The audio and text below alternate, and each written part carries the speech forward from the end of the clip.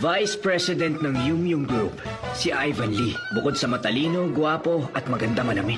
Doon siyang perfect secretary. Nagpa-schedule na ako ng meeting for next week. Eh, sa pag-renovate ng study room ko. Nakapili na ako ng renovators. Paano naman yung insomnia ko lately? Nakuha ko na rin kay Dr. Kwang yung reseta niya.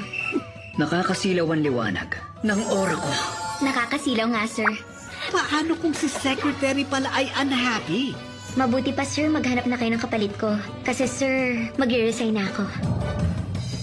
So lahat ng taong pinagsamahan namin, walang halaga sa buhay niya. Isa lang ang dahilan kung ba't gusto niyang lumayo. Bakit nga kasi? Dahil si Miss Kim ay in love sa akin. No way, never. What's wrong with her? Ano ba yan? Mag-ingat ka next time. Thank you, ah.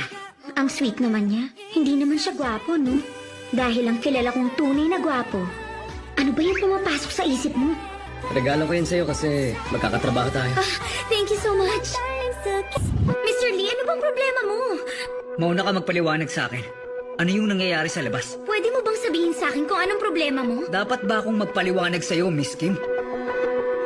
Takot ka na baka i-date ko siya bigla? Gusto kong mamuhay ng normal tulad ng ibang tao. May kasal, magkaanakan, magkaroon ng masayang pamilya. Pwes, huwag ka nang umalis dahil nakahanda akong pakasalan ka.